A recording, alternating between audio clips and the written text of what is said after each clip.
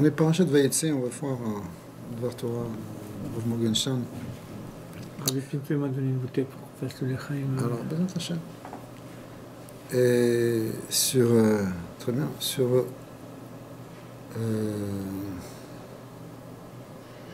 le lignan de, vous savez, quand Yaakov Avinu, après avoir marié ses deux femmes, qui sont Rachel et Léa, après ça, il fallait qu'il construise un peu, on va dire, sa parnassa. Et donc, il a commencé à discuter avec Lavan, et pour savoir quels animaux il allait pouvoir récupérer. Il a récupéré des animaux qui n'étaient pas forcément les meilleurs, mais en les faisant s'accoupler d'une certaine manière et avec la bénédiction, finalement, il a acquis un grand troupeau. Alors, ce qui est marqué là-bas dans le Passouk, Vayomer, là, il y a Malach.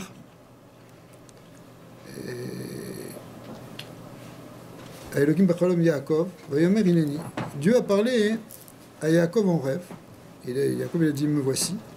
Vayomer Sana Enecha, Ure Kol Atudim, Aolim, Alatson, Akudim, Nekudim, Brudim. Regarde en fait les troupeaux là qui vont, les groupes d'animaux du petit bétail, et certains vont être Akudim, Nekudim, Berudim, on va expliquer ces termes, qui Raiti et Kol Asher Lavan Oselach. J'ai vu tout ce que Lavan te fait. Et donc c'est Kadosh Baruch Hu qui lui a donné cette vision de comment comprendre quels animaux récupérer. Alors c'est quoi ces termes de Akudim, Nekudim ou Brudim? Akudim, Rashi explique, mais Shunim, Bemakom Akidatan, Em Karsule Yedeyem Veragleem. Ils sont différents au niveau de l'endroit de Akedatan, où ils sont attachés, c'est-à-dire en fait les articulations des pattes de devant et de derrière, des mains et des pieds littéralement. Ils avaient quelque chose de spécial. Mais on va voir à peu près, après on va voir ça un peu plus profondément. Brudim, c'est quoi Brudim, ce terme Brudim?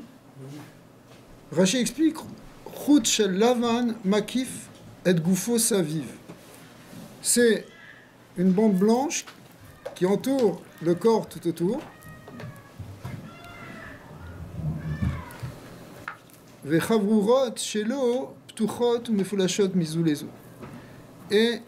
en fait, les tâches, elles sont distinctes, elles sont séparées.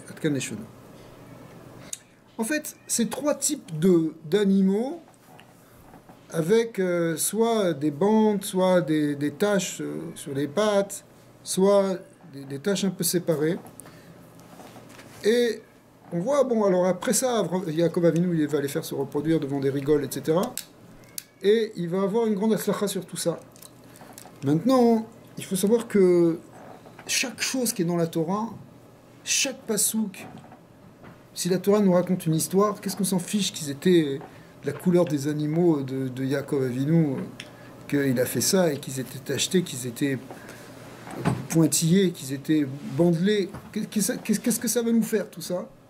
En réalité, il y a des très grands secrets qui se cachent derrière, comme dans tout. C'est-à-dire que la chose la plus anodine, si la Torah nous en parle, c'est qu'il y a un sens profond. Alors des fois, c'est pas le sens profond forcément qu'on va aller rechercher parce qu'on n'en a pas besoin.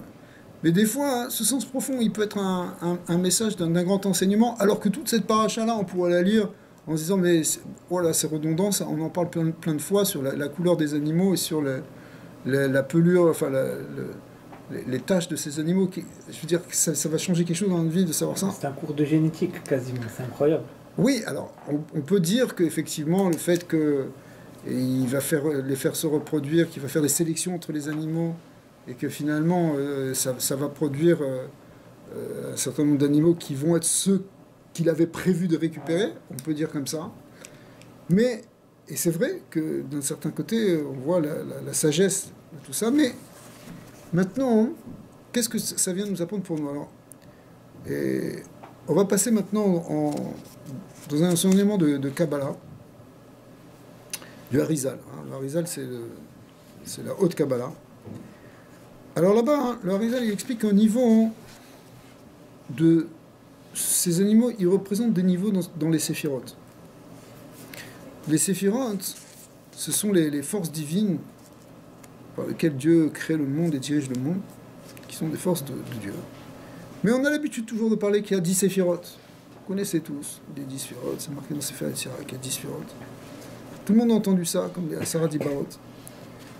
Mais maintenant, dans la Kabbalah du Harizal, qui explique la profondeur du Zohar, il est expliqué qu'il y a plusieurs niveaux et plusieurs séries de séphirotes. Avant d'arriver aux séphirotes qui vont être directement celles qui contrôlent ce monde en quelque sorte, au sens positif évidemment, il y a d'autres séphirotes antérieures à ça qui viennent avant, d'autres niveaux, d'autres plans.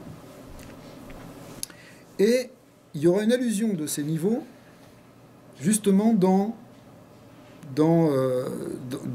ce passage de la paracha où on voit hein, ces animaux. En réalité, là on va quitter un peu le monde des animaux pour le voir au niveau symbolique de ce que ça représente dans ces mondes supérieurs. Vous allez me dire, mais les mondes supérieurs, à quoi ça nous sert? On va quand même apprendre quelque chose maintenant dans notre avoda à nous. Il dit comme ça le Harizal, là-bas dans Shara Akudim. Ine inyan akudim nekudim ou brudim. Donc c'est 3 degrés de tâche, si vous voulez. Le Harizal, qu'est-ce qu'il dit le Harizal? She'em seder ish talshilut haolamot. En fait, c'est l'ordre d'enchaînement des mondes, justement des séries de sphirotes, des betrilat, kodem hatzilut aya adam kadmon. Avant le monde de la Hatzilut, qui est le monde, vous savez, il y a Hatzilut, Bria, Sira, Asiya, le monde de la Hatzilut, de l'émanation. Avant, il y a un monde supérieur qui s'appelle Adam Kadmon. Et même entre Adam Kadmon et Hatzilut, il va y avoir plusieurs mondes. Adam Kadmon, ça veut dire l'homme primordial, mais on ne parle pas ici d'un homme au sens simple du terme, puisqu'on parle en réalité de force de Dieu, là. Mais comme l'homme est l'homme d'en bas, il est à l'image de Dieu, en réalité, il est à l'image de ses séphirotes. C'est pour ça que c'est marqué dans les Sfarim de Chassidut qu'on a 10 forces dans notre Neshama. Asara Korot Anefesh, Chazak. Et Asara Korot Anefesh, elles sont en connexion avec les 10 séphirotes. Alors, la première série de Sphira, le premier monde, le plus élevé, s'appelle Adam Kadmon. Et de cette structure qui est comme symboliquement un homme, évidemment, il n'y a rien de physique, et non seulement il n'y a rien de physique, mais il y a même, on est au-delà de tout ce qu'on peut imaginer, en réalité. C'est le Keter Elyon, si tu veux. Mais c'est au-dessus d'Atsilut. C'est avant le Olam Atsilut. Et ça s'appelle Séphira aussi. Ça s'appelle Adam Kadmon, c'est un monde de 10 séphirotes. Mais il est représenté symboliquement comme un homme. Attention, c'est pure symbolique. Avec un visage, avec des yeux, avec des oreilles, un nez, une bouche. Et justement, de ces orifices du visage vont sortir des lumières qui vont être des séries de sphirotes. Et ces séries de sphirotes, c'est elles qui, petit à petit, vont former les séphirotes que nous, on connaît. Parce qu'on connaît bien. D'accord? Comme si on connaissait. Alors, c'est-à-dire les sphirotes dont on parle classiquement dans les sphérimes de Kabbalah, il y a tout un antécédent avant. Et maintenant, c'est dans cet antécédent, dans ce qui précède les sphirotes dont on parle de manière classique, c'est de ça qu'on est en train de parler maintenant, et c'est ça qui est représenté par ces animaux-là. Vous allez me dire quelles sont différentes avec Alors, Chazak, elles ont des choses très différentes. On va voir pourquoi. Parce que ça s'appelait pareil. Franchement, dans Adam Kadmon, c'est les mêmes noms. Oui, mais suivant le niveau dans lequel tu te places, elles sont très différentes. La Chorma de Hak, de Adam Kadmon, c'est pas la même que Chorma de Hatzilut, ou Chorma de Bria, ou de Yetzira, ou de Asiya. Alors, Chazak, en fait, dans le Olam qui s'appelle Adam Kadmon, les lumières, elles sont tellement fortes, c'est encore très très près du Or En Sof. Parce que le Or En Sof, il est dans l'unité, il n'y a rien que Dieu, il n'y a rien que la lumière divine. Tu parles de sphirotes, attention, les sphirotes aussi, c'est du divin. Mais pour l'instant, elles sont encore complètement unifiées avec la source divine. Elles sont encore complètement dans une annulation face au Or En Sof. C'est pour ça que des fois, ce monde de Adam Kadmon, on l'appelle le Olam En Sof. Okay. Alors, maintenant, il y a d'abord Adam Kadmon, et puis, ceux qui connaissent un peu, qui ont déjà fait le Etzraïm, ils savent que il y a les orotes qui sortent d'abord des oreilles, même des cheveux, mais on ne va pas en parler maintenant. Ils sortent des oreilles, ensuite du nez, ensuite de la bouche. Attention, n'imaginez pas un nez, une bouche. C'est une manière de parler, c'est une symbolique, parce que la Torah elle-même, la Bible, elle parle en utilisant des symboles anthropomorphiques. Bochaba, rentrez, rentrez, messieurs. Alors, faites place. Tiens, Michel.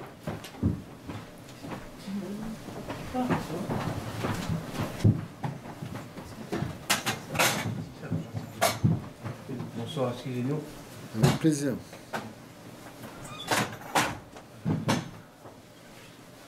Alors, Chazak, Bochaba.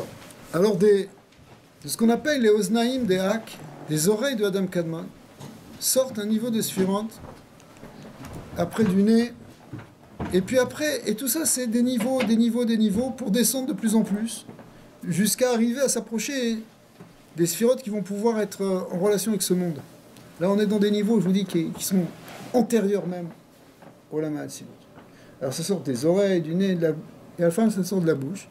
Et ces orotes qui sortent, ces lumières qui sortent de la bouche, elles sont appelées Olam HaAkudim, le monde des Akudim, et on retrouve ce terme de Akudim, dont on a parlé ici pour les animaux de Yaakov. Akudim, et... Je n'ai pas suivi la dernière phrase parce que... Ouais. Alors, de Adam Kadmon, il sort d'autres lumières, d'autres sphirotes. Et ces sphirotes, elles commencent par sortir par les oreilles, après par le nez, et ça s'additionne tout ça jusqu'à ce qu'il y ait des sphirotes qui sortent de la bouche. On parle de nez, de bouche, il faut faire très attention. On ne parle pas du tout de quelque chose de physique ou d'un homme, là. C'est une symbolique, comme quand on parle dans la Bible de la main de Dieu, ou de la bouche d'Hachem. Il n'y a pas de bouche, il n'y a pas de main. C'est une manière de parler. Ici aussi, on est dans une symbolique, il faut être dans l'abstraction. Mais évidemment, pourquoi on employait le terme bouche? Parce que ça représente quelque chose aussi par rapport à nous, maintenant.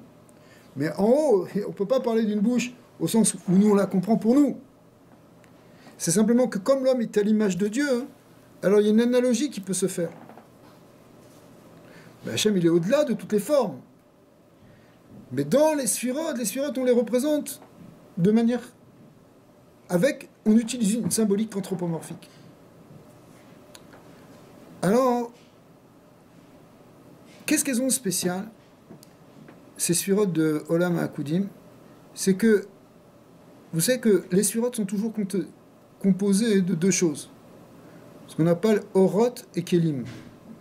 Il y a des lumières, et il y a des réceptacles, des véhicules de la lumière. Si tu veux, par exemple, pour te donner un exemple, quand tu dis un mot, tu lis un mot, à toi. Alors, il y a le mot, avec des lettres, et la manière de le prononcer. Ça s'appelle le Kéli.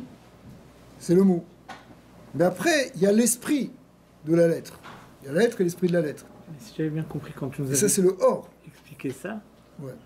tu nous avais fait même une comparaison que c'était comme une benne, tu te rappelles, un conteneur qui venait ramasser, que c'était un kéli.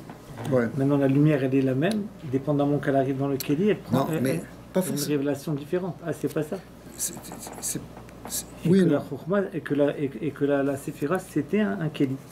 C'est Kéli et Or, c'est les deux à la fois. De même que si tu veux, un homme, c'est un corps et une âme. Il y a une chose... Si je te dis un mot, le mot, tu vas l'entendre. Maintenant, l'information qui est contenue dans ce mot, le sens de ce mot, ça c'est la lumière. Tu vois? C'est-à-dire, la lumière, c'est-à-dire ce qui est clair. Si je te dis des mots mais que tu les comprends pas, ça t'éclaire pas. Mais si tu comprends les mots, si tu comprends le sens des mots, et des fois tu peux comprendre des choses extraordinaires, tu te sens éclairé. Mais justement, ça dépend Ça, c'est- du kéli, non? Mais non, mais La moi même quand chose, je te quelqu'un, il va parle... l'entendre différemment. Alors moi quand je te parle, je parle pas de ton kéli à toi. Je parle que mon mot, il Ah, est kéli et or. lui-même. Ah, ok. Et les sphirotes, elles sont kéli et or. Tout est comme ça. Tout, ce que Dieu il a créé, il y a toujours une extériorité et une intériorité. Il y a toujours ce rapport entre un corps et une âme. Et c'est vrai aussi dans les séphirotes. C'est pour ça que le Rama qui dit que toutes les sphirotes, ça s'appelle Kéli et Or. Ok. Maintenant, dans le Olam HaAkudim, dans ce monde qui est très très élevé, il y a 10 sphirotes qui sont 10 orotes, mais ces 10 orotes, au lieu d'être contenues dans 10 kelim, elles sont contenues dans un seul keli. Un keli qui les contient toutes. Ouais. Comme tu dirais un keli, mais qui a 10 niveaux pour contenir les 10 orotes. Donc moi j'avais tout compris fois d'autre. Moi je pensais que la lumière elle descendait, le hara sauvait, Romimale, puis ça descend. Et c'est le Kei, c'est la Séphira qui lui donne une transfiguration. Donc c'est des lumières différentes qui descendent.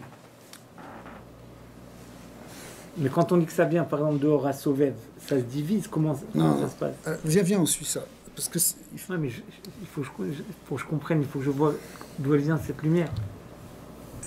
Le hara sauvait, c'est autre chose. Le hara sauvait, ça veut dire c'est la lumière générale. C'est la lumière avant le Tzimtzum. C'est la lumière avant même l'existence du monde.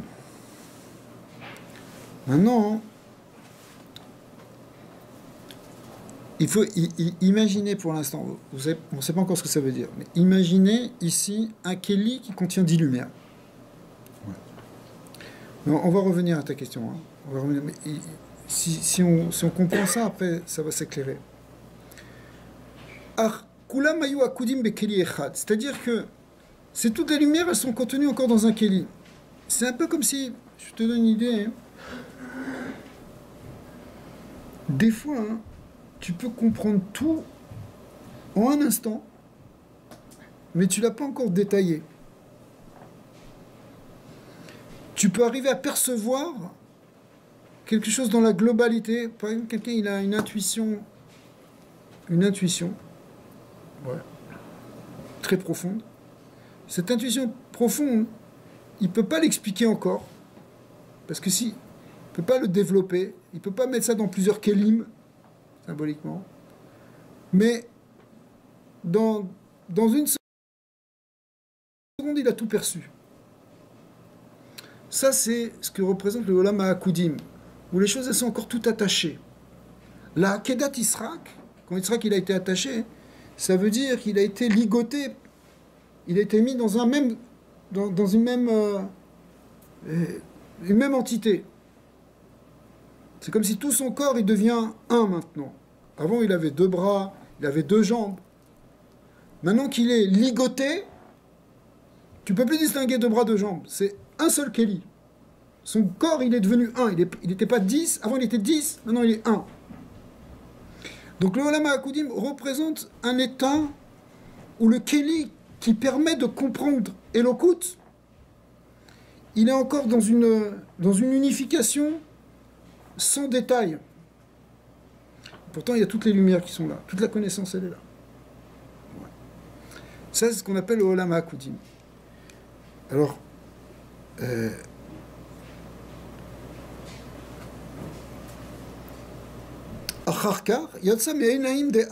après cette étape qui a amené les lumières qui sont sorties de la bouche, après oreilles, nez, bouche, il y a des lumières qui sont sorties des yeux. Et les lumières qui sont sorties des yeux s'appellent le Olam HaNekudim. Parce que les sphirotes qui sont sorties des yeux, elles viennent d'un niveau qui s'appelle des Nekudot.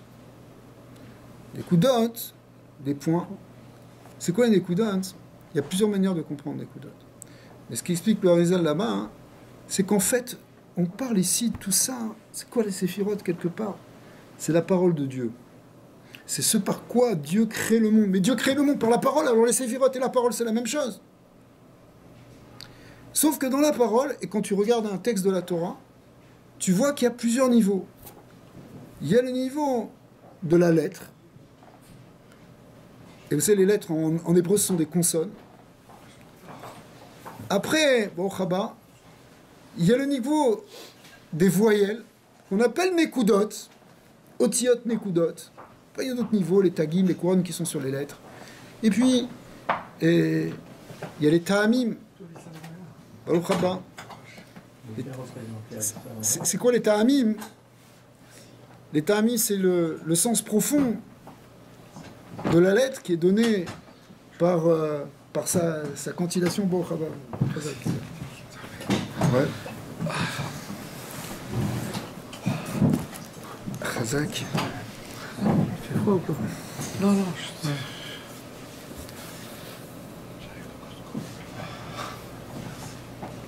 Donc les lumières qui vont sortir des yeux, toi qui aimes bien ce sujet, l'union de Adam Kadmon, ce qui sort des yeux de Hak, en réalité, hein, c'est des lumières qui sont plus fortes, mais là-bas il y a 10 kelim pour 10 oroth.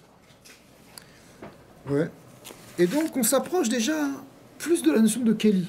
Parce que dans Adam Kadmon, le Keli, on ne le voit pas. Il est encore trop fondu. Il y a trop de lumière. C'est vrai que le Or En Sof. Mais le Or En Sof, nous, on veut qu'il descende dans des Kelim. On veut que Elokut, elle soit à notre portée. Nous, on est dans un monde beaucoup plus bas.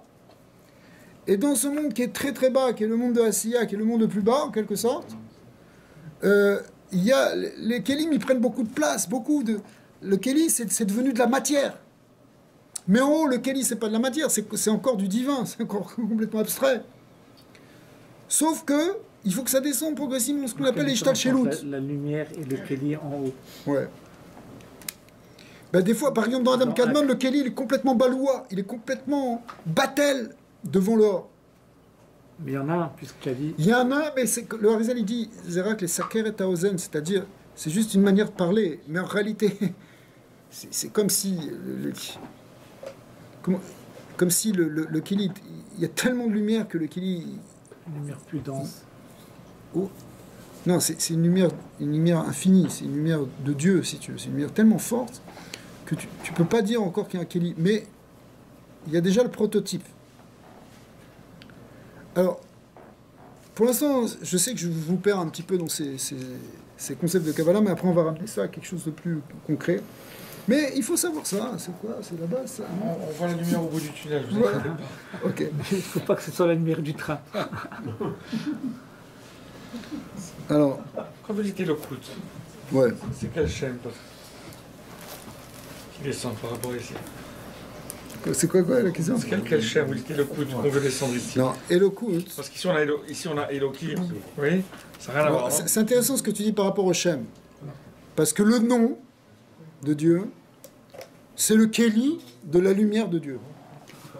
Quand on parle de Elokut, c'est justement l'essence divine qui est contenue dans la lumière. Mais cette essence divine, elle est véhiculée par un mot, par un nom. Vous savez, si on comprenait jusqu'où ça va cette idée que la force de la parole, que c'est dans la parole, c'est dans le mot, c'est dans le nom, qu'il y a toute la connaissance et qu'il y a tout, et que finalement qu'il y a le divin.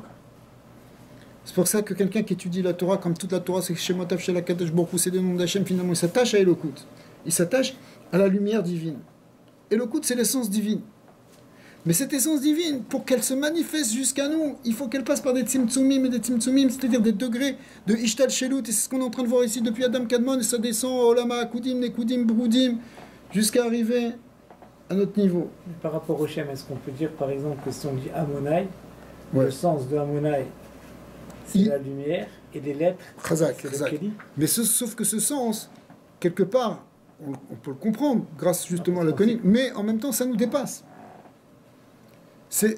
Oui, c'est... On sait que c'est par exemple c'est Chesed par rapport à Elohim, qui est la nature. Alors par exemple c'est ça, dans le Olam à Nekudim, c'est des orodes de Sag, qui sont les Nekudot.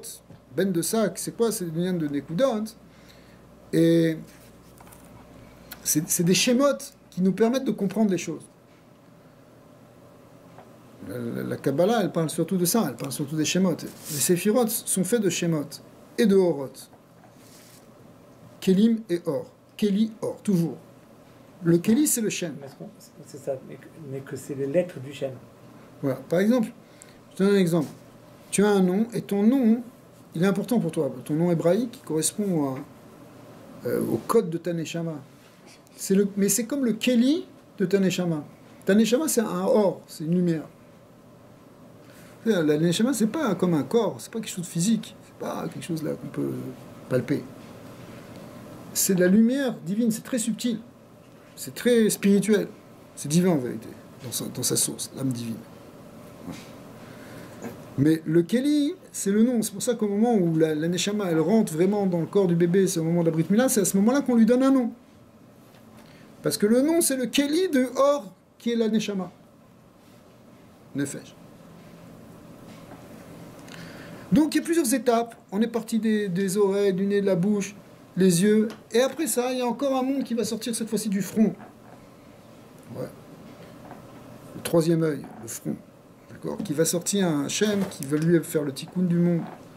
Hachem Ma Chadash, qui est la grande réparation, et qui va s'unifier avec, qui va réparer en réalité ce qui s'est passé dans l'étape précédente. C'était Sag. Ouais, Avsagma, pardon, Achap Ozen Chotem Pe, c'est le Shem Sag. Les oreilles, le nez, la bouche, c'est le Shem Sag. Mais dans les yeux, c'est Ben des Sag, c'est le bas qui est la Shvira.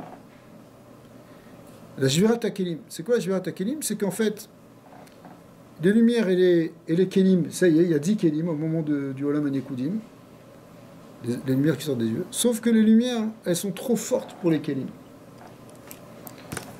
Et ça amène une Shvirat HaKelim. Shvirat HaKelim, c'est-à-dire que les réceptacles n'arrivent plus à contenir la lumière. Mais ça, c'est avant Ak. Non, ça c'est après. Après Ak. C'est après, c'est dans les Shtal Shelut. À son descendant. C'est quand on arrive aux lumières qui sortent des yeux. Avant, il ne peut pas y avoir de Shvirat HaKelim parce que le Keli est trop battel devant le Or. Donc il ne va pas se détruire puisqu'il se fond dedans. Il se fond dans la lumière. Même dans le Olam HaAkudim, il est complètement fondu, parce que c'est la fameuse question que les Mekoubalim y posent, savoir pourquoi la Shvirat HaKelim, elle n'est pas justement au niveau du Olam HaAkudim, où il y a un Keli pour 10 lumières. Alors que dans les Koudim, on a dit il y a 10 Kelim pour 10 lumières. Et on dit c'est là-bas qu'il y a la Shvirat HaKelim. Les Kelim, les lumières, elles étaient trop fortes, comme un court-circuit, ça a éclaté les Kelim. Mais là-bas, dans le Olam qui était au-dessus, ça s'appelait Olam HaAkudim, il y avait un Keli pour 10 Orot. Alors, plus forte raison que ça aurait dû éclater. Ouais. Mais il répond. La réponse, c'est que, en vérité, il y a. En fait, cette question, c'est une question fameuse du Balatania, du Admor Hazaken. Il dit ça devrait être un Kalvachomer. Et.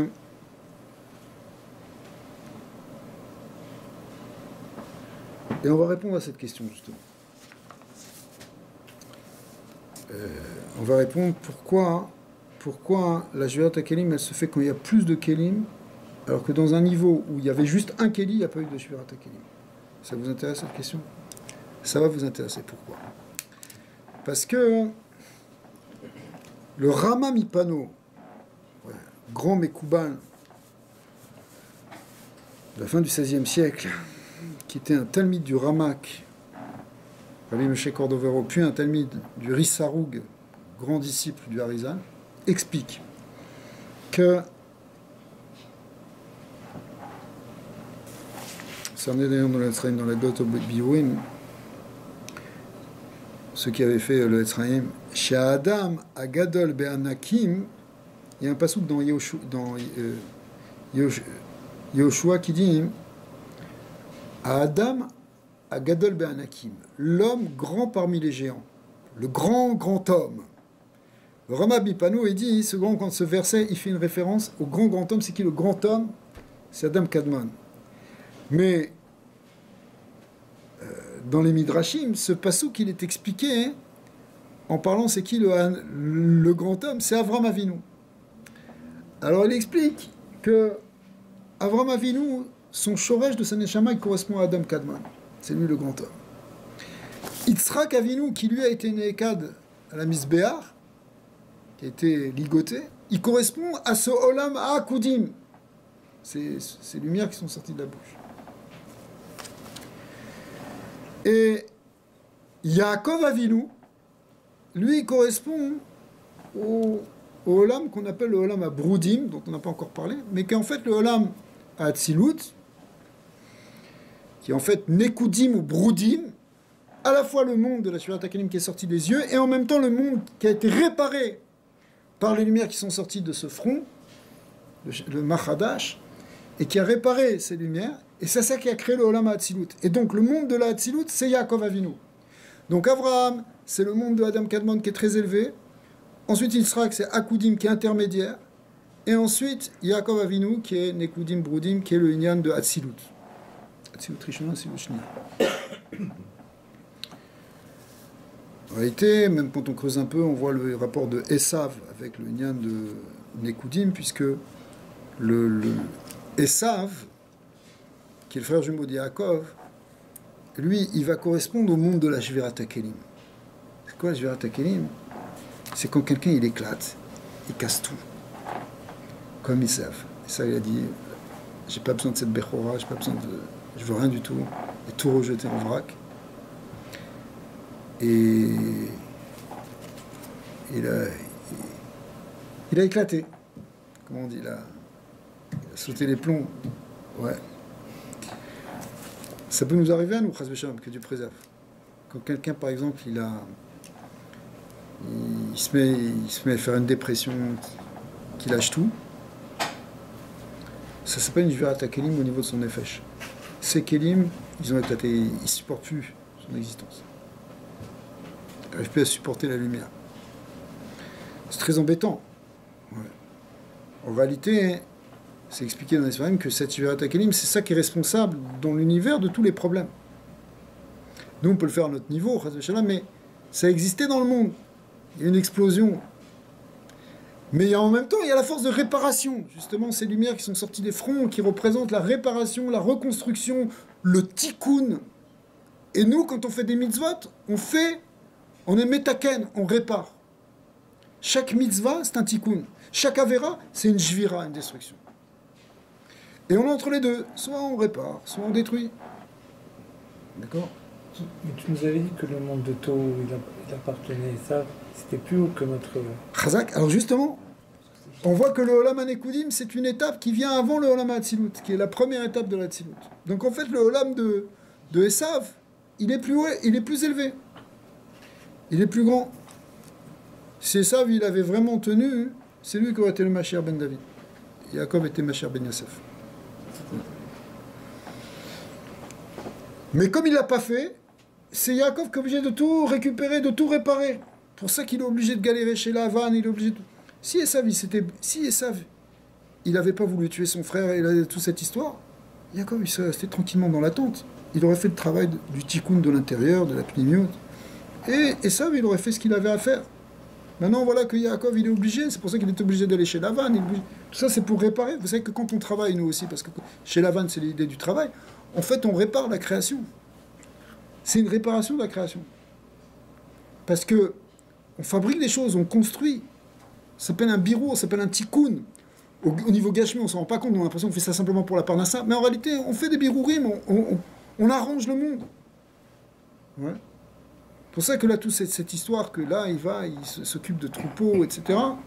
En réalité, c'est un birour du monde, un tikkun du monde. Yaakov Avinu, il est obligé de faire ça parce qu'il y a eu une Shvirat HaKelim, qui a été incarnée dans sa vie par son frère. Ouais. Mais en réalité, chacun de nous, on fait ça. Et quand on se laisse aller et qu'on fait n'importe quoi et qu'on détruit, et ça peut être dans plein de niveaux, hein, bah, c'est qu'on se rattache à cette force de Shvirat HaKelim. Ouais. Du Olam HaNekudim.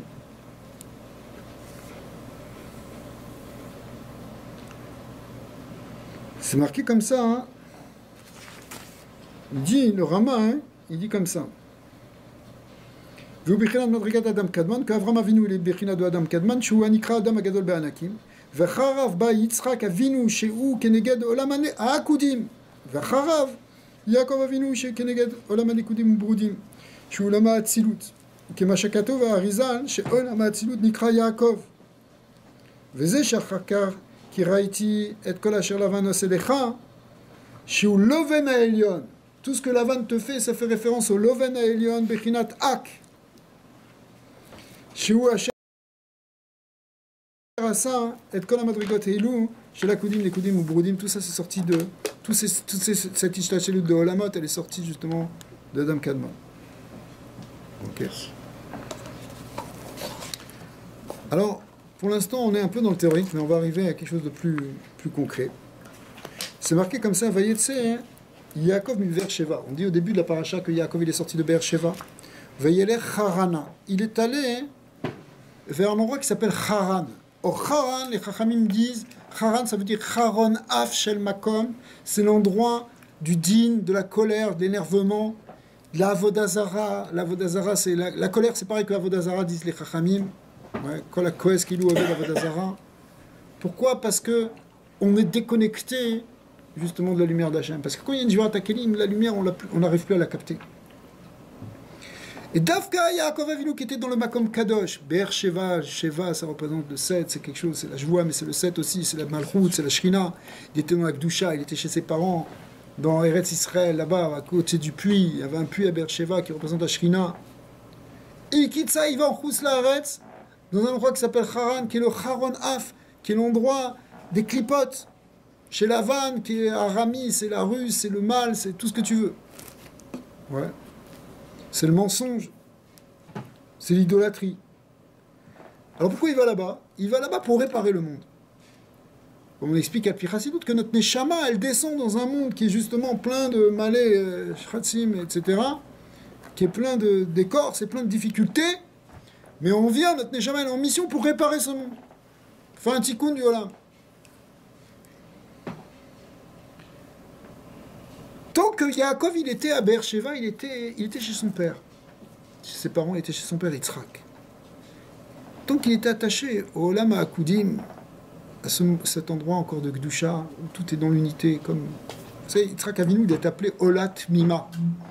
Olat Mima, ça veut dire un pur holocauste, parce que quand il a été ligoté et mis sur un autel, ça a été considéré comme s'il avait été sacrifié. L'offrande a été faite. Avraham Avinu, il a fait la démarche jusqu'au bout. Yitzhak Avinu, il a fait la démarche jusqu'au bout. Il a sacrifié son fils. Bien sûr, il ne l'a pas tué. Mais spirituellement, ça y était. C'est pour ça qu'Hachem, il a envoyé un ange, il a dit stop, stop. Je n'ai pas besoin de plus. Vous avez fait le sacrifice. D'accord. Il est Nolat et Mima. Pourquoi il est Nolat et Mima? Parce qu'il s'est entièrement donné à Hachem. C'est comme si tout son gouffre, c'est une seule chose qu'il a donné pour la lumière. Donc, puisque Yaakov Avinu, puisque Yitzhak Avinu, il était tellement dans cette Kedusha, hein, c'est lui le plus Kadosh, quelque part. Bon, on voit ici qu'Avraham Avinu, il a un Shorash encore plus élevé dans la Dame Kadmon, quelque part. Mais, d'un autre côté, Yitzhak Avinu, c'est l'attachement à Kod, ça veut dire attaché. C'est l'attachement au Erensof, c'est l'attachement à la Shrina. Et tant qu'Yaakov, il est attaché, il est avec son père, il ne peut pas y avoir de Shvira, il ne peut pas sentir tout ça. Il ne peut pas y avoir de destruction, parce qu'il est encore complètement collé à la lumière de Dieu. Mais nous, tu vois, on est doté d'un libre arbitre, donc on peut aller chercher ses Netzutzot, faire le tikkun, comme tu dis, etc. Mais pourquoi il y a eu la Shvirat, puisque qu'est-ce qui l'a causé? C'était le tort de quoi? Très bonne question. Le Ramchal explique que c'est sûr que la Shvirat HaKelim, c'est la source de toutes les destructions et de tous les maux qu'il y a dans l'univers. Mais d'un autre côté, il y a une dimension positive de la Shvirat HaKelim. C'est un peu de ça dont on va parler justement. C'est que cette brisure, Shvirat, c'est une brisure, elle permet la dissociation par rapport à une matrice, par rapport à une source. Tant que le monde, il est tellement fondu dans Dieu, comme dans ces mondes supérieurs où toutes les lumières, les Kélim sont très très attachés, il ne peut pas y avoir l'existence d'un monde qui a l'air de fonctionner de manière indépendante, comme notre monde à nous. Et si ça ne fonctionne pas de manière indépendante, il ne peut pas y avoir de libre arbitre. C'est comme si le bébé, et c'est ça en fait c'est ça le sujet, le bébé, quand il va sortir de la matrice de sa mère, c'est une brisure, c'est une rupture, et qui se fait d'ailleurs dans la douleur. Ouais. Mais cette coupure, elle est tout à fait nécessaire pour qu'il y ait l'existence de ce bébé. Sinon, il est encore une partie de sa mère.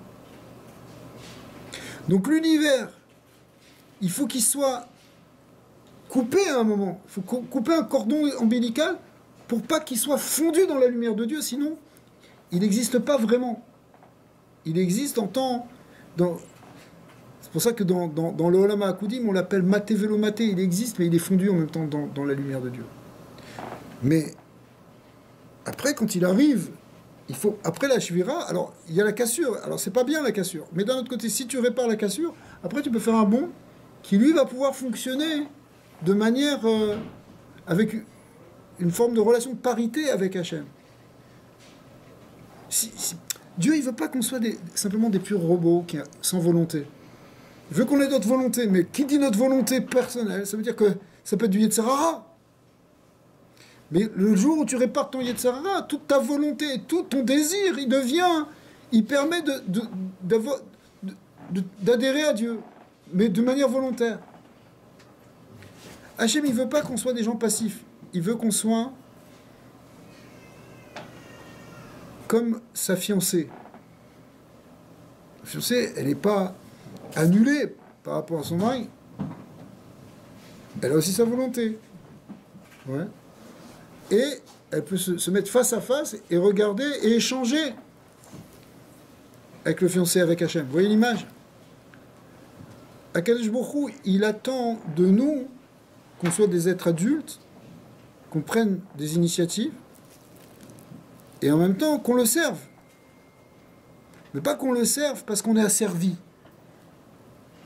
Ça, c'est pas le judaïsme, ce qu'on retrouve dans d'autres endroits, où l'homme, il doit être complètement annulé, complètement écrasé. Alors, ça, il y a des moments où on comprend la puissance divine et qu'on s'annule devant lui. Mais s'annuler devant lui, ça ne veut pas dire qu'on va pas prendre des initiatives justement pour amener le tikkun à l'âme. Les gens qui veulent que s'annuler à Dieu, ils réparent pas le monde. Tu vois ça dans des pays orientaux, tu vois ça dans l'islam, tu vois. Il n'y a pas de tikkun à olam.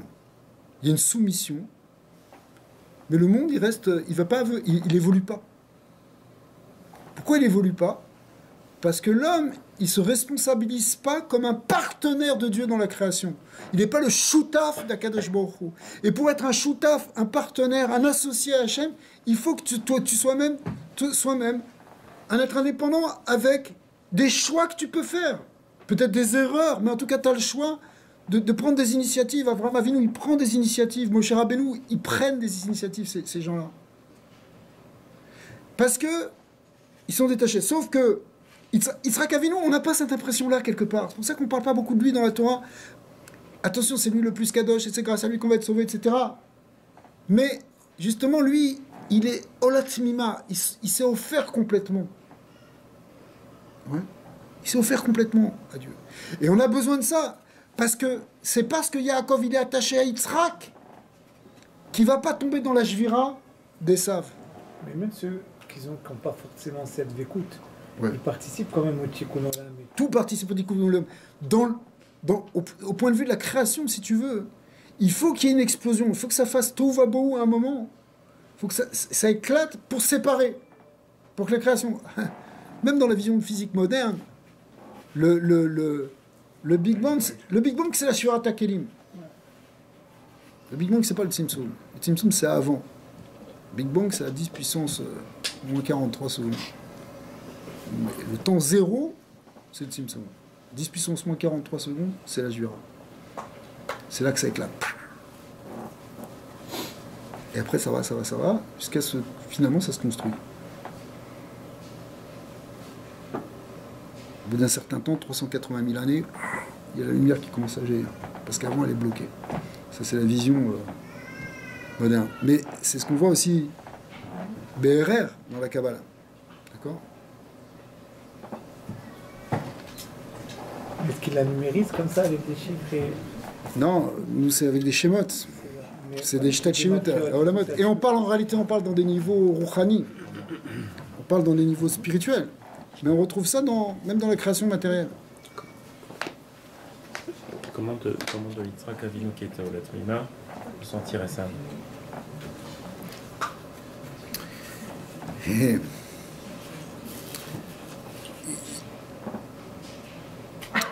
il y a une grande Chakira dans le Harizan, et dans les Mefarshim de Harizan, pour savoir, c'est que en gros, c'est marqué que le Olam HaNekudim, il vient de la Malchut des Akudim.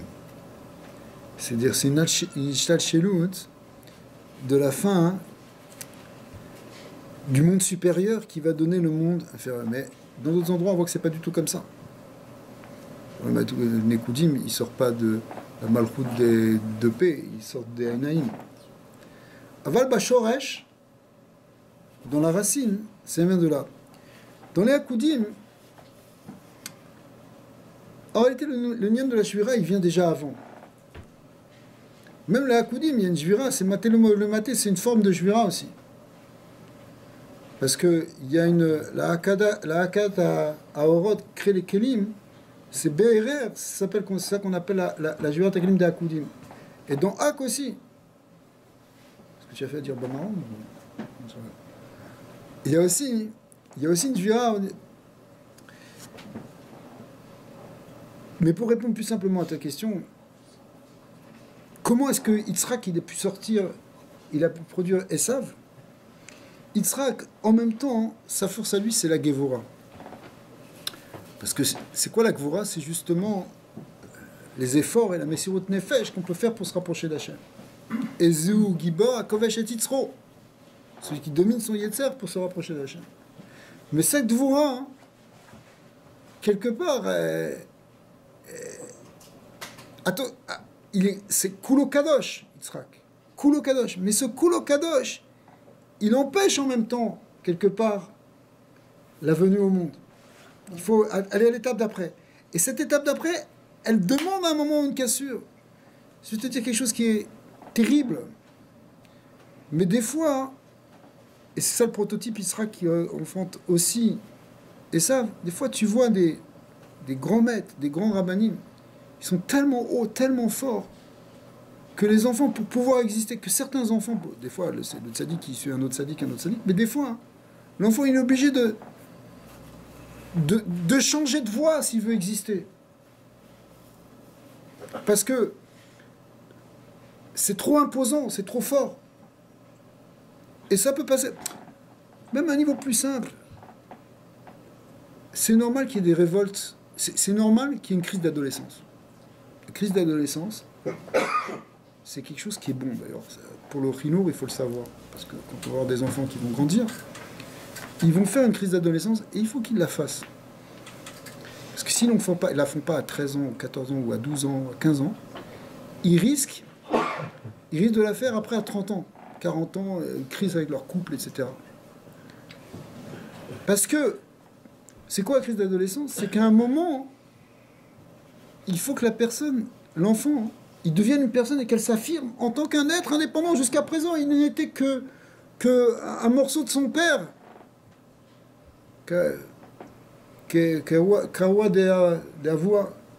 Comme la jambe de son père, comme un prolongement. Il pensait au travers de papa, de maman. Mais maintenant, il ne faut plus qu'il pense au travers de papa et maman. Il faut il pense au travers que lui, il est, sa personne. Là, il va pouvoir vraiment être Mechaved, honorer son père et sa mère. Mais il faut qu'il existe. Donc, qu'il existe, il faut qu'il se révolte. Je suis pas mon père. Je suis quelqu'un. Jusqu'à présent, je pensais, je m'identifiais. Maintenant, il faut que je m'identifie à autre chose, à un nouvel être, qui est le moi. C'est un niveau psychologique de base. Ça, donc il y a une coupure, une cassure. Donc Jacob, il n'a pas fait de crise d'adolescence. Et C'est la question. Il le fasse. Non, mais il sera que si tu veux. Bon, on va pas. Eux, ils sont dans leur psychologie, ils sont au-delà de tout ça, bien sûr. Mais le modèle du fait qu'il y ait un Esav qui va se distinguer de la voix de ses parents, et pour lui, ça va mal se passer, parce que normalement, ça peut bien se passer. Yaakov aussi, il a pris son chemin. Tu sais, Yaakov Miversheva, il a quitté ses parents. La Torah, elle dit dès le début, Alken et Azov ish et aviv et imo. Ainsi, l'homme abandonnera, le mot, il est incroyable, son père et sa mère. Vedabeg Vishto, il va se marier pour construire une nouvelle famille. Si quelqu'un n'est pas capable de quitter ses parents, il ne peut pas construire une nouvelle famille. Le gars, il a 40-50 ans, il reste encore dans papa, maman. Non. Quitte, affirme-toi. Mais le mot, il est très fort. Il y a Azov, abandonné. En réalité, il ne s'agit pas d'abandonner tes parents. Au contraire, puisque la Torah te dit qu'aved et avicha et imecha, tu dois les honorer, tu dois les craindre, tu dois les respecter, c'est tout ce que tu veux. Mais il y a un point où il faut que tu existes d'une manière distincte, séparée. Et ça, c'est une coupure. La première coupure, elle est au moment de la naissance, où il y a une coupure de la matrice, il faut couper le cordon. Et ça se fait plus ou moins dans la douleur. C'est ce qui est marqué dans la Torah. Et après, il y a une deuxième naissance quand tu deviens adulte. C'est la bar mitzvah. Où il y a une nouvelle coupure. C'est pour ça que le Yetzirah, il est là à ce moment-là, il sort, etc. Alors des fois ça se passe bien, ça peut se passer en douceur, c'est ce qu'il faut se passer. Des fois ça se passe pas en douceur. Une grosse crise, des enfants. Mais il faut être confiant. Il faut être confiant que c'est nécessaire de passer par là. C'est comme dans un accouchement. Des fois tu as un accouchement qui se passe bien, qui se passe pas bien. Mais l'accouchement est en train de se passer. Il faut espérer que l'enfant va naître. Des fois, ça prend des heures, c'est plus douloureux, etc. Ben, c'est la même chose dans une crise d'adolescence, c'est la même chose dans une naissance à l'âge d'adulte. Et nous, en tant que parents, on doit avoir confiance, on doit accompagner et pas rentrer dans une panique totale. Mais à la lumière de ce que tu as dit tout à l'heure, que la Shverat HaKelim, elle avait généré le libre arbitre, tu pourrais répondre à sa question en disant que, parce que tu nous dis tout le temps qu'il avait un très haut niveau, et ça... Ouais. Et même que les sadikim, il y avait une marque loquette là-dessus, même qui était téchouvable. Il y en a qui disent qu'il était téchouvable et tout ça. Ouais. Donc, même Yitzhak Avinu, voilà, il pensait que s'il y a... C'est son libre arbitre. Il a exercé son libre arbitre. Ouais. C'est pas indépendant avec le fait d'être le fils d'un géant. Ah oui, oui. À un moment, il y a aussi le libre arbitre. J'ai pris l'exemple de fils d'un géant pour comprendre comment d'un grand sadique. Tu vois. Mais en réalité... Sans prendre un grand sadique, des fois tu peux avoir une difficulté avec un enfant. Ça peut arriver. Ils vont toujours, pour exister, faire le contraire de ce Alors, Chazak, c'est souvent par opposition. Ouais. Mais l'opposition, elle est nécessaire, parce que sinon, il est encore fondu. Dans Yitzhak et Abraham, on la voit, l'opposition. Voilà. L'autre, il est la Gvora, exactement. C'est complètement opposé. C'est complètement opposé. Mais la direction, elle est la même. La direction, elle est la même, mais il a pris une voie différente, quand même. Ça, pour l'exprimer. Abraham, mais c'est le prototype de la révolte qui a marché. Avraham Avinu, encore plus, Avraham par rapport à Terah. Parce que Terah, lui, il était... Il a changé de direction. 180 degrés. En fait, tu sais, d'un certain côté, il a changé de direction. D'un autre côté, tu peux voir Avraham comme celui qui a reconnecté avec ceux qui étaient au-dessus de Terah. Il a reconnecté avec Shem, avec Ever, avec ses autres ancêtres. C'est comme si quelqu'un, maintenant, il se souvient, par exemple, pour moi ou pour n'importe qui, son grand-père. Son arrière-grand-père, c'était un tzaddik. Ou son arrière-grand-père, c'était un tzaddik. Et puis, bon, après, bon, c'était aussi des tzaddikim. On est tout le Vamer Kulam tzaddikim. Mais disons qu'il y a eu un refroidissement, ou un changement.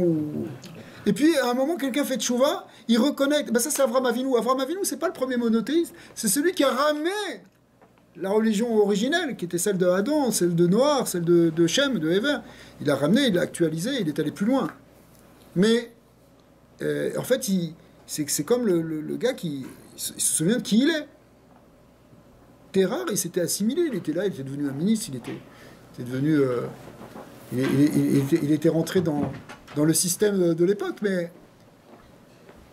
Quand on parle de la notion que le monde supérieur, que Kelly est vraiment fondu devant la lumière, ça correspond pas avec cette idée aussi que le père, des fois, il paraît très imposant par rapport aux enfants, ce qui fait qu'il reste collé à lui. Mais est-ce que ça dépend aussi du fils, de lui-même, ou c'est seulement un comportement qui dépend du père ou... Est-ce que c'est dans les deux sens ou c'est juste dans un sens? Bien sûr, si tu veux, mais... Bah écoute, en fait, en tant qu'être humain, normalement, on va expérimenter l'état de fils et l'état de père. Si tout se passe bien, ça t'achète. Donc... Ça va de père. Ouais, ça va de père. Mais oui, mon fils. Alors, l'idée, c'est effectivement, toi, tu dois te poser des questions par rapport à ton père et ta relation avec ton père. Et justement, la Torah, elle te donne des indications. Comment il faut être mechavet, donner de la place, donner du poids, etc., tout en existant. Et tu dois te poser des questions par rapport à ton fils. En tant que père, c'est des personnages différents que tu joues, des rôles différents qui sont en nous, en fait. Quelque part, ils savent aussi, dans son cheminement. On sait bon qu'il a pris sa voie, mais il a respecté quand même le nom de ses parents et tout. Après, il a vécu ses déceptions quand même. Il a réalisé quand il avait relâché sa Bechora, il a regretté, il a dû dire qu'est-ce que j'ai fait. Oui. Et après, quand il a vu son frère venir passer, le ramasser, prendre les brachot au passage comme ça, sans inculper comme rien, il a dû dire bon, mais là je suis à côté. Donc, quelque part. Le cri des sables, il s'est mis à crier. Voilà, cette route-là, elle n'a pas été pavée quelque part. Oui, mais ce cri des saints, il est, si tu veux, c'est le cri du rachat qui quelque part souffre aussi du fait d'être un rachat. Il le regrette au fond de lui. Au fond, un être, il voudrait du bien. Et ça est très fort. Mais par rapport à ses repères, de son père, de tout ça. Et ce qui est incroyable, c'est qu'il a quand même respecté. Mais voilà, c'est ça. Il aurait pu faire le fou et dire, mais alors moi j'ai limité. Il n'a pas complètement. C'est pour ça, il est. C'est ça, il est. Il a gardé une mesure. Je veux dire, il a s'en est pris qu'à son frère, il a dit, bon, je vais pas. On a vu l'histoire même. Il n'avait pas de pitié, lui, il a pris Nimrod comme. Nimrod, c'était. Le fameux. En règle. C'est pour ça aussi d'ailleurs que, quand il y a un enfant qui a des difficultés ou qui est en pleine révolte, il faut quand même continuer à lui donner tout ce qu'on peut lui donner, même au niveau spirituel. Comme j'avais entendu un shiur de Jacobson qui expliquait que, vous savez, quand Yaakov là il est sorti, justement, il est arrivé à, c'est sur la parasha de cette semaine, je l'avais entendu il y a longtemps, mais quand il est arrivé chez Lavan, il est arrivé avec son bâton, il n'avait rien, il était dénudé, il était dépouillé complètement. Pourquoi? Parce qu'il avait été dépouillé par Eliphaz. Eliphaz, qui était lui-même le fils d'Esav, fils aîné d'Esav, qui était un rachat Gamour, mais plus que Gamour, si on voit tout ce qu'il a fait dans sa vie, c'est incroyable comment il était rachat. Mais quand il est arrivé, en fait, c'est parce que Esav lui a dit « Va tuer Yaakov », et quand il est arrivé, il a dit, mais il avait appris la Torah un petit peu avec Yaakov. Tu avais montré que c'était interdit de tuer. Ouais. Et avec Avraham et avec Yaakov aussi, il avait appris. C'est marqué aussi avec son nom. Alors, l'idée, c'est quoi? Alors après, qu'est-ce qui s'est passé? Il a dit, bon, parce que, alors, Yaakov, il lui a donné une etza, il lui a donné un conseil, il lui a dit, regarde, si tu veux quand même obéir à ton père, je vais prendre tout ce que j'ai, je vais tout te donner ce que j'ai. Et comme ça, c'est marqué que Ani Chachouf Kemel, quand on est complètement indigent, c'est comme une mort sociale, on est presque comme mort. Et donc tu auras accompli la volonté de ton père sans avoir transgressé la Torah. Et il est d'accord, qu'est-ce qu'il a fait? Donc il a récupéré tout le truc, et puis Yaakov Avinu, il n'avait plus rien. De là, on voit, comme Jacobson il expliqué, que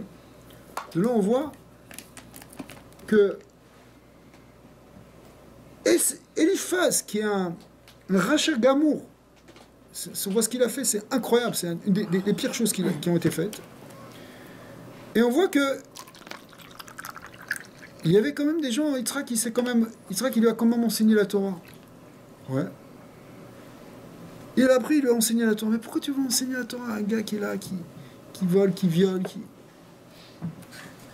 Il s'est occupé de lui. Il a dit, viens, c'est toi. Et le fait qu'il a fait ça, c'est pour ça qu'il n'a pas tué Yaakov Avinu.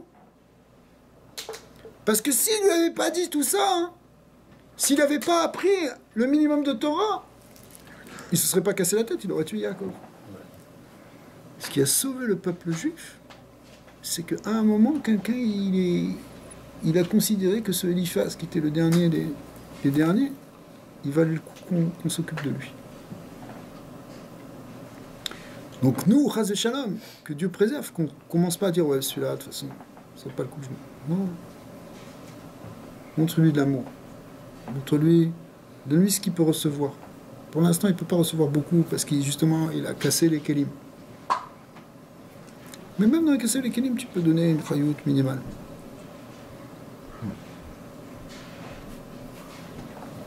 Ça répond à la question. Ouais. Il traque avec ça.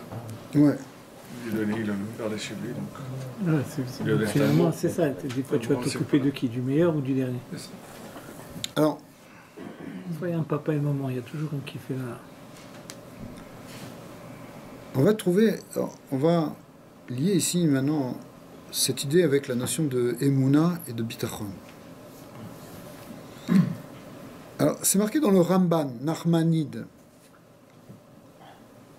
Sur l'union de l'Emouna et le Bitachon, il explique de la manière suivante. Il demande, c'est quoi la différence qu'il y a entre Emouna et Bitachon?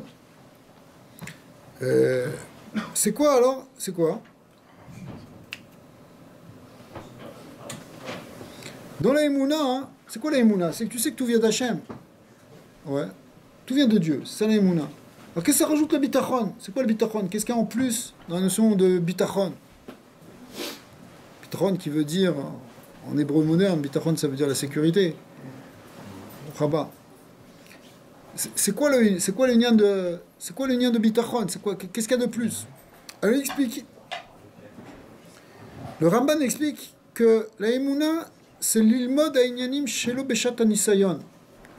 Emouna, c'est tu es en train de parler et tu apprends les choses et tu construis ta foi, mais quand tu n'es pas encore dans l'épreuve.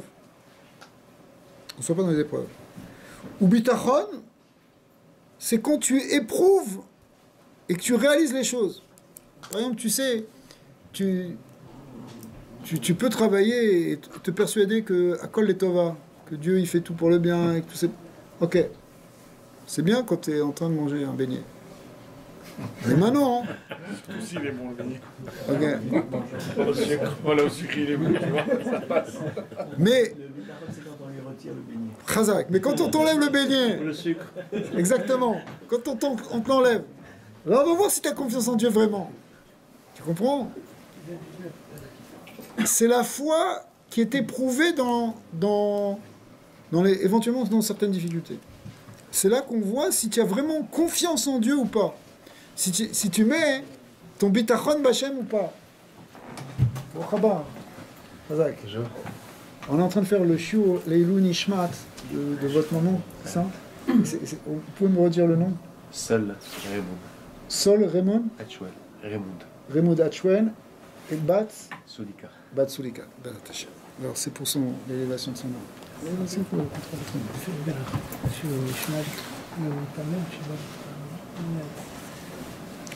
Alors le bitachon, c'est quand on est dans l'épreuve, chas v'shalom, on ne veut pas d'épreuve, mais c'est là qu'on va voir si on a vraiment confiance en Dieu ou pas. Maintenant, ça c'est un avis, c'est l'avis du Ramban. Et le Rav Tzvi Hersh Midichov, qui était un des premiers grands chassidim, et c'est marqué aussi dans d'autres Sfarim Akedoshim, d'autres Sfarim de Chassidut, il explique d'une manière différente. Il dit que la Emouna, ou sheyodea she'akol beyad shamayim, bidei shamayim, ve'akol yeh bevadai letova. Quelqu'un, c'est quoi la Emouna? Si tu sais que tout vient d'Hachem, akol letova, ça c'est Emouna.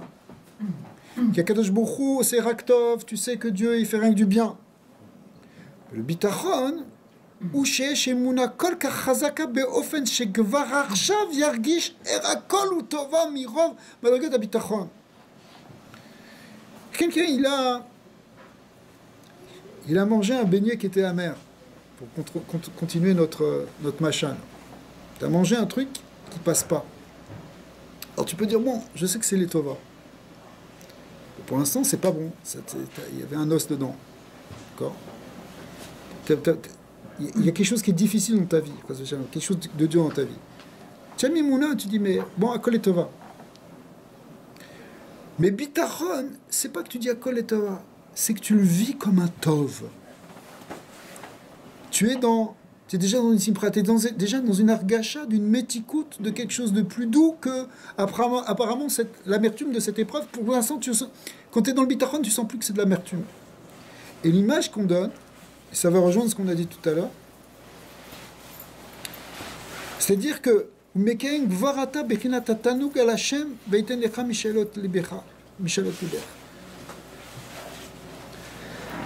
ce qu'on a dit tout à l'heure, par exemple,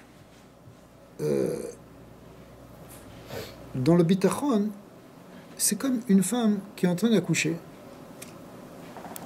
Et c'est difficile, et elle souffre. Mais en même temps, elle a quelque chose en elle qui est déjà une joie de voir ce bébé. Donc, c'est des sentiments qui sont partagés parce que elle pourrait être là complètement catastrophe. Mais d'un autre côté, elle est là, elle est déjà dans la joie de l'enfant qu'elle va tenir. Et ça s'appelle le bitachon. C'est-à-dire que le bitachon, t'es dans quelque chose apparemment de douloureux, enfin de difficile, on va dire, et pourtant t'es déjà dans la joie du bien qui se cache derrière.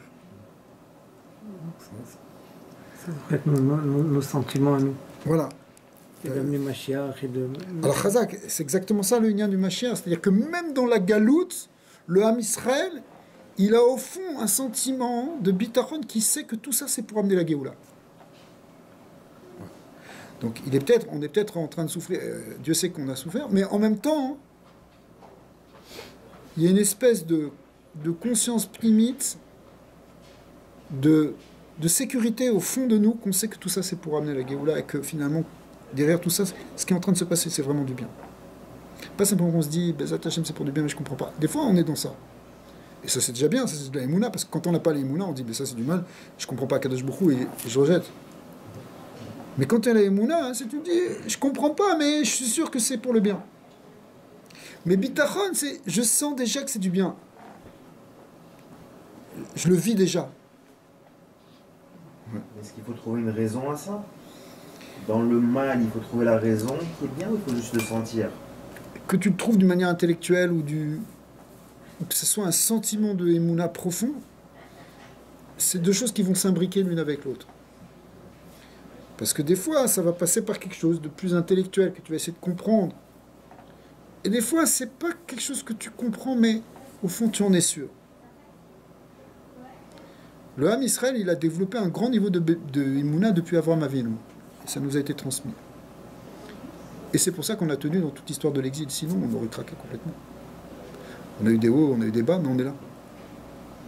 Pourquoi? Parce que, depuis le début, et malgré tout ce qu'on a traversé, on sait qu'en réalité, Hachem, il nous aime et que c'est pour le bien et qu'on le sent quelque part au fond de nous.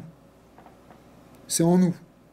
Et c'est pas forcément très intellectuel, parce que des fois, tu peux pas l'expliquer. Des choses, tu peux pas expliquer intellectuellement, mais au fond, tu as une émouna. D'accord? Et cette émouna, elle peut arriver jusqu'à un niveau, comme ici le Rabbi Tzvi Mizichov, qui explique que tu sens déjà le tov. Si une personne essaie de s'en sortir, c'est un manque de émouna? Non. Qu'est-ce que tu appelles ça? Non. Ça, c'est très important ce que tu dis. Parce que, en fait, le bitachon, ça ne veut pas dire qu'on est complètement passif. Encore une fois, l'homme, il a des responsabilités. Et donc, tu dois essayer de trouver des solutions pour t'en sortir. Yaakov Avinu, il avait un grand bitachon, mais il a fait des choses pour s'en sortir. Pour se sortir de tous les pièges de Lavan qui voulaient le coincer, des pièges de son frère Esav. Il a essayé de faire des choses pour gagner sa part ça. Mais avec un bitachon complet, que Akadosh Baruch Hu, il est avec lui. C'est l'optimisme finalement absolu, c'est ce bitachon.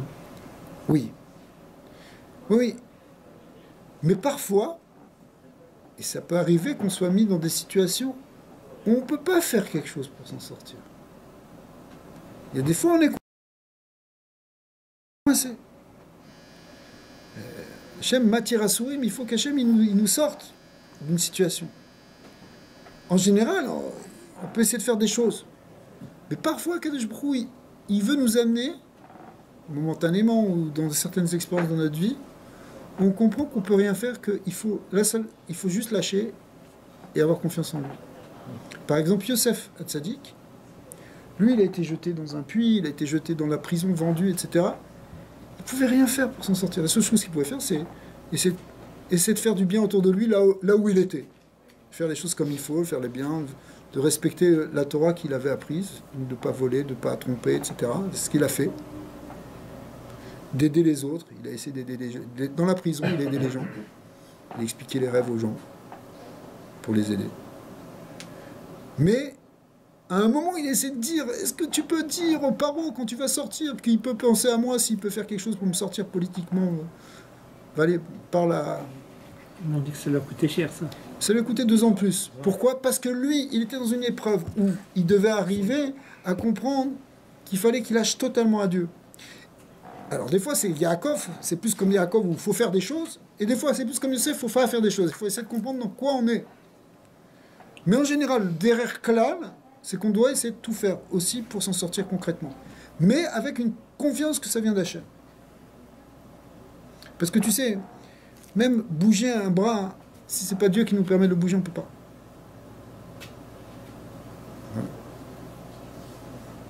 On voit, il y a des gens qui sont dans des situations où ils ne peuvent pas. Ils ne peuvent pas bouger. Donc, nous, on le fait, parce qu'on a la force de le faire, alors on le fait, mais en même temps, on sait que c'est Hachem qui nous donne la force de le faire. Mais il y a des fois, on n'a pas la force de le faire. Alors là, on ne peut que se remettre à Hachem. Dans une situation, là, je prends un exemple de geste physique, mais ça peut être n'importe quelle situation humaine, etc. Alors, en fait, la force de Yaakov, c'est que lui, il est attaché à Yitzhak. Yitzhak, c'est la Gdusha, c'est le bitoul total.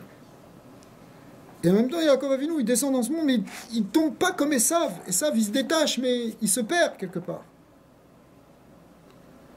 Et Yaakov Avinu, il reste connecté avec Yitzhak. Il reste dans la voie d'Yitzhak. Il retrouve en réalité la notion d'Yitzhak.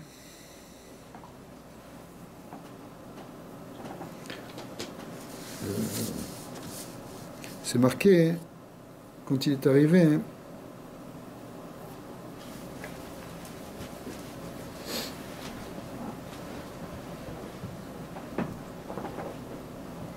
il s'est couché devant, à l'endroit où il y aura le Bisbéa, le Beth Amikdash, et il a dit, la Torah dit, Shkav Makom, Yeshkav, c'est Yesh Kavbet. Il y a 22 lettres. Dibour, la parole, en réalité, c'est ça les vrais kelim. Yesh Kavbet. On a 22 lettres avec lesquelles on peut constituer la parole. La manière pour nous de rester connectés avec ce monde supérieur de Hakudim où tout est Kadosh, où tout est sanctifié, c'est par notre parole. Par la parole de la Torah, par la parole de la Tfila. C'est marqué dans le Midrash que qu'est-ce qu'il faisait chez Lavan, comment il étudiait la Torah. Jour et nuit, la Torah dit qu'il jour et nuit, il était là dans le chaud, dans le froid, il s'occupait des moutons. Alors, quand est-ce qu'il étudiait? Ok, il avait étudié pendant 14 ans chez Shemever avant, mais maintenant il peut vivre sans étudier la Torah. Alors le Midrash, il dit que qu'est-ce qu'il faisait? Il faisait 15 Shira Ma'alot. Shira Ma'alot, dans Télim, par thème du psaume 120, il y a 15 Shira Ma'alot. Et c'est quoi les Shira Ma'alot? C'est les chants des degrés que les Lévi'im faisaient sur les marches des escaliers du Beth Amikdash. Mais Ma'alot, ça veut dire ces degrés. C'est comme un escalier, ça relie un étage avec un autre étage. Ça veut dire ça relie le monde d'en bas avec le monde d'en haut. Et Yaakov Avinu, il arrivait à garder cette connexion qu'on voit déjà au début dans son rêve avec l'échelle, où les malachim ils montent et descendent, qui représente la connexion entre le monde d'en haut et le monde d'en bas. Et Yaakov Avinu, sa force, c'est qu'il est resté connecté. Mais comment il est resté connecté? En faisant ses Shira Ma'alot. Des fois, tu es pris, tu travailles toute la journée, mais tu vas dire un petit Teilim, tu vas faire un Birkat Amazon, tu vas faire une Shachrit, tu vas faire Mincha, tu vas faire une demi-heure d'études. C'est ça les Shira Ma'alot. C'est des connexions avec le monde d'en haut. Il faut trouver des moments, même si on est en bas, on est dans le monde d'en bas, dans le monde de la matière, dans le monde physique, dans le monde du chol, dans le monde du travail, dans le monde de la gashmiut, mais il faut trouver cette connexion. C'est pour ça que la chassidoute, elle insiste beaucoup sur cette idée qu'on doit vivre dans le monde physique et trouver des moments où on se connecte. En réalité, dans notre pensée, quelque part, on doit tout le temps, enfin dans notre âme, on doit tout le temps être connecté. Mais ce qui va nous connecter, c'est ce Yesh Kafbet, c'est les 22 lettres, c'est-à-dire les mots de la Torah, les mots de la Tfila. Donc ça veut dire faire un kéli finalement. C'est la réparation des kélim. À partir de ça, tu prends un verre et tu fais une bracha, Shakol, c'est-à-dire tu pars de la gashmiut pour t'élever et pour connecter avec Hachem. Et pour dévoiler dans la gashmiut justement cette dimension divine qui est là, qui se cache. Bon, Hachem, qu'on puisse être zoré de s'attacher au Havot. Son anniversaire à sa mère, c'était aujourd'hui. Oui. Tu peux faire le Kaddish maintenant tout à l'heure. Mais bien sûr.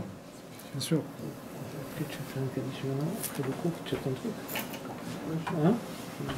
Donc, Adonai Leolam, Amen, Amen, on va faire le Kaddish Bat Hashem. Hein